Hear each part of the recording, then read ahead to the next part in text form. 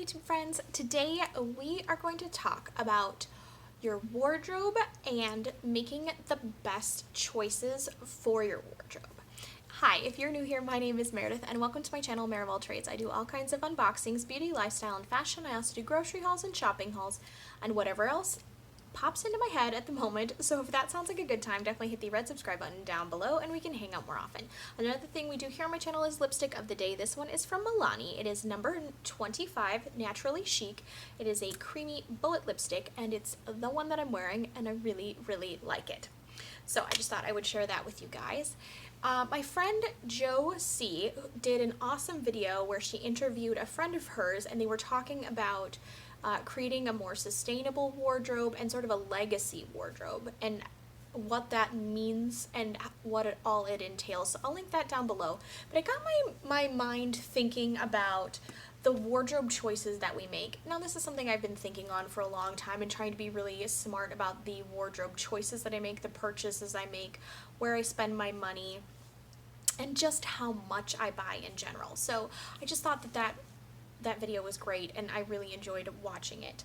So I think the things that we tend to not focus enough on are colors that work for us, things that truly fit us, and what we love and are comfortable in. I think finding things that all four of those things sort of intersect, an intersectional wardrobe, if you will, is something that I've really been focusing on, and I'm trying to make better wardrobe decisions. And some of these pieces are sort of how all those things culminate together and why I picked those items. So I'm going to share those with you, and also just sort of categories within my wardrobe as well. And maybe you can take this and use it when you go forth shopping in the future.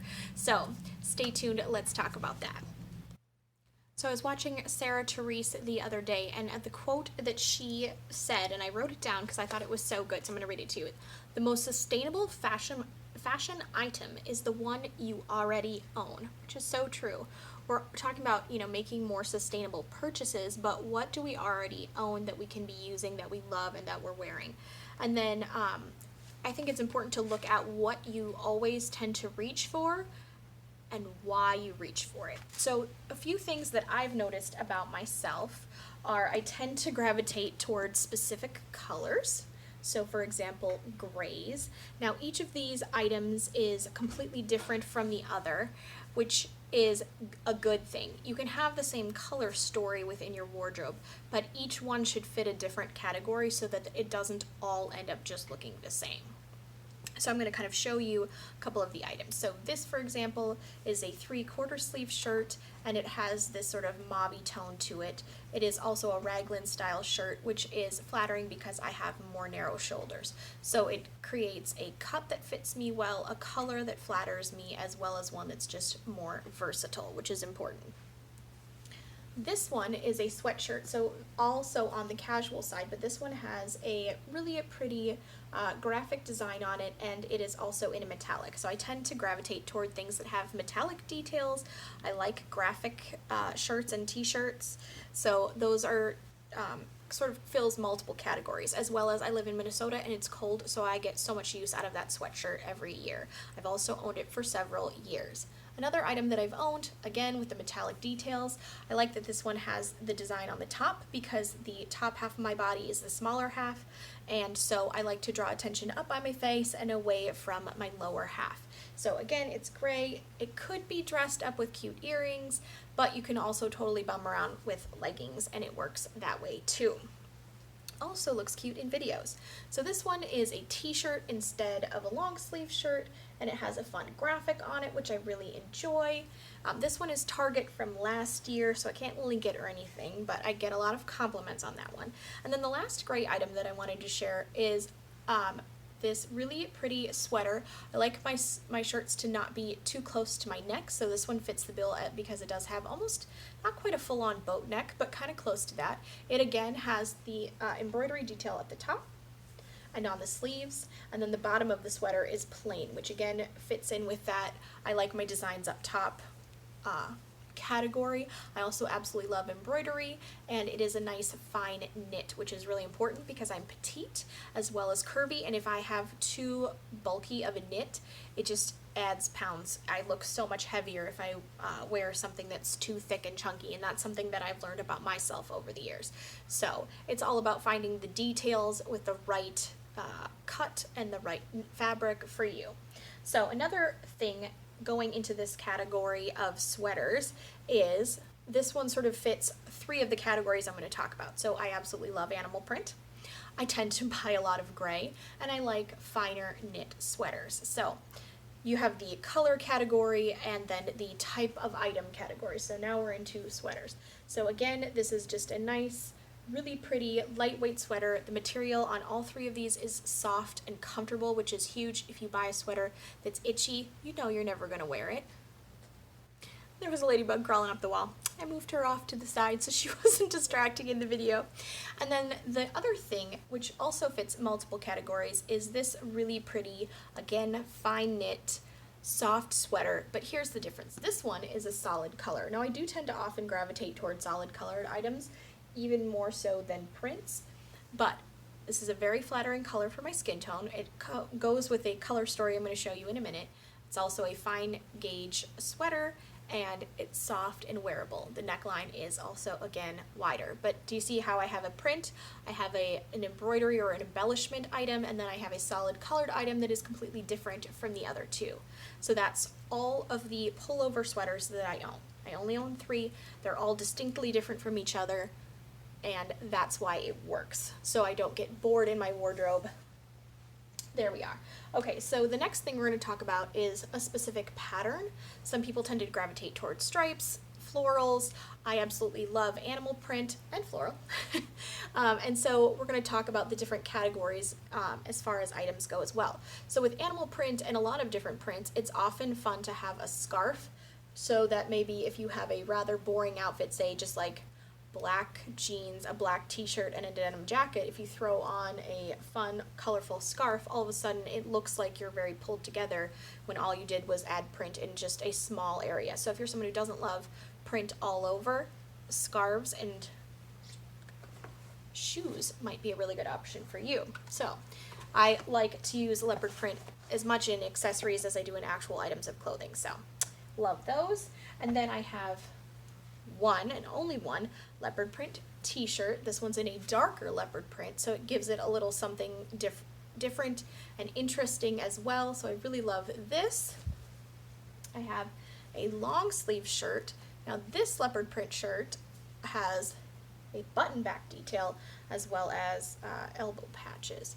So that's what makes this leopard print distinctive, and it's also the only solid long sleeve leopard print shirt that I have. Does that make sense? And then the last leopard print item I own, so now you've seen all my leopard print, is this one, but this one has color blocking details, so I tend to gravitate toward a lot of blacks and grays.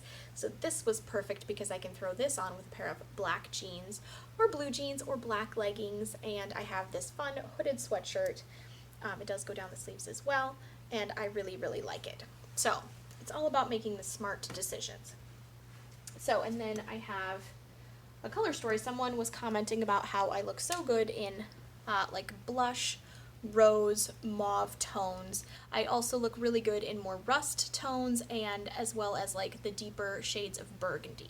So I really know that about myself. I'm not going to show you every single item, but I have a sweatshirt, a cardigan, a sleeveless top, several short sleeve shirts in various shades, a 3/4 length, this one is also embroidered, and a darker tone.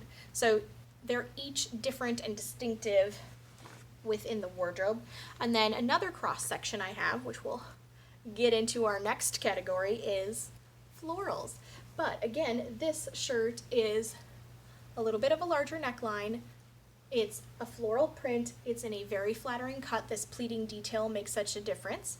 It's also a cap-sleeved one, and again, it's a floral print. So it gives it something distinctive from all of the other mauve or rusty tones in my wardrobe. So I feel like that is really important when you're choosing an item. And then the last category that I've noticed that I tend to gravitate toward is florals. But not just any floral, I like florals on a dark background, as you will see here for the most part. This is the lightest floral I own. And the reason why is if I wear too light of a shade, I am washed out immediately. My very pale skin cannot handle that. So I tend to gravitate toward the darker florals. So each one of these is distinctive and different in both print, sometimes in color story, and then also this one is a tank top, this one's a t-shirt, this one's a t-shirt, and then I have three long sleeved florals. This one has a slightly smaller print and it's more in the rusty tones. This one is on a blue background, even though it's long sleeve, and it has more color to it. And then this one is black and it has these pretty olivey green leaves and then the multitude of rosy mauvey pink roses on there. And this would actually pair really well with that cardigan that I was showing you. So also being able to pair items together. See how pretty that looks together? So that is what I wanted to talk to you about. So keeping in mind something that fits you, that you'll wear, colors that are flattering, cuts that are flattering, and then also what it is about the items you're drawn to. So I'm drawn to florals and feminine details like lace and embroidery, that type of thing. I know what colors flatter my skin tone and I try and find ways where those items intersect so that I'm so much more likely to purchase them. And knowing what you'll wear, truly what you'll wear. I have to be comfortable, and if it's something where the top is too short and it shows too much of my stomach, I know I won't wear it. So making sure that I know whether or not the fabric will shrink. Do I like the length it is now? Does it have room to shrink? All that good stuff. So let me know, what are the things that you find in your wardrobe? What are the colorways that you go for over and over? What types of details do you like in your wardrobe? Let's chat fashion. I always love hearing from you guys. And what choices are you making that are different? Like, for example, so many of us are like, hey, you know, I bought this shirt in every color that they make it in. Well, for me, if there was a white one and a like lemony butter yellow one and an olive green one and a rose toned one, I'm not going to buy the lighter shades because I know they'll wash me out, but I know I'll get use out of that olive green one and I know I'll get use out of that rose toned one. So it's making the smarter decisions and getting the most out of what we are buying. So anyways, thank you guys so much for watching. Again, definitely leave me all your thoughts and comments down below. And you know I'll be talking to you soon. Don't forget to like, subscribe, and ring the bell. Bye guys.